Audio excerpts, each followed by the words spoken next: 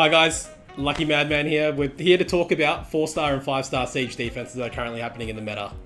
Do you want me to talk about what I do? Yeah, so Summoners Warwise. I've been playing since around 2014, end of 2014, so about September. So I'm getting close to, 8 years. Been playing competitive Siege. I did do competitive RTA. Played in the SWC back in 2019. I got knocked off by Diligent. So, he's a very strong contender nowadays as well. But we don't hold grudges. I won't forget. But I did beat him. I did take a round from him. But yeah, now I'm mainly focusing on Siege. I'm part of the Malicious Guild in Global, which we just did win the Siege tournament the last season. So, yeah. Michael, cue the confetti. Michael's already. So the most common 4-star defenses that we're seeing in Siege at the moment is around a Kinky-based defense. So Harmonia, Vigor, Kinky is probably still one of the stronger ones out there. The main reason around it is because of, Vigor can interrupt a lot of teams. Kinky is very strong, so you can't cleave him as easy. So he's one of the stronger units to use on defense. The other reliable 4-star defense is none other than MST or Martina Shina Triana. Only because you can build it in so many different ways, and there's so many other counters. So as long as you can build your defense to counter one of those counters, you can get some success with that defense. One of the most common defenses right now for 5-star is the Momo comp, which is Molong, Molly, and Momo.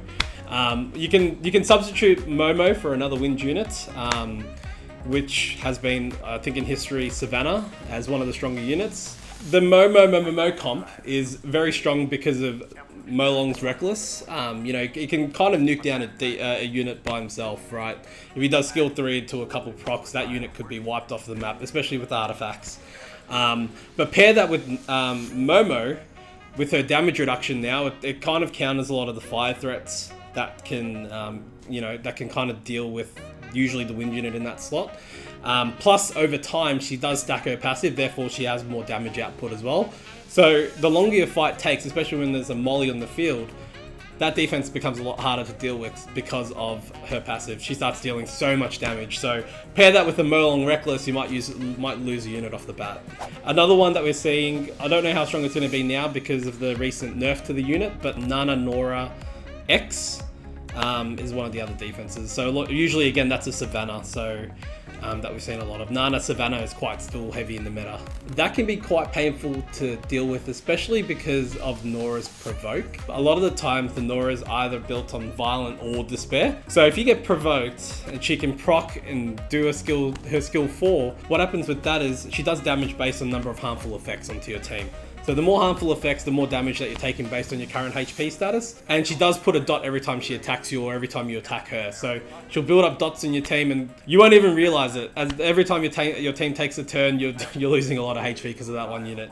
Savannah's also there to clean up, and sometimes the Nana is actually built on damage. So be on the lookout for that because one proc from Nana and you might lose a unit as well.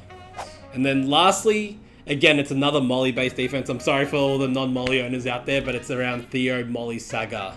Again, a very strong defense. Don't underestimate Theo's reduction in his Endure passive now. So 3 turns, and he'll get his Endure passive up, and Molly can heal him to full in 2 turns or 3 turns. So, yeah, definitely look out for that defense. Out of those, I believe my favorite one would be around the Theo Molly Saga, only because it was something that we played around a lot with leading up to the tournament. I found that defense quite hard to deal with personally. Just with Theo coming back into the meta and how strong his Endure buff is to save him, just made him a very viable unit back on defense, especially paired with the Molly. And Saga just being able to lock down a unit, especially water units, made him very hard to deal with as well because he does strip and reset, and he can armor break with skill 2. Or he can provoke you with skill 1 as well. So he's got a lot of control to deal with water units. So those are my top 5 defenses for Siege that we've seen in the most recent times. If you guys have any other options or what you think is the stronger defenses out there, let us know in the comments section below. I'll definitely check it out and give you guys some feedback, or we can talk about it.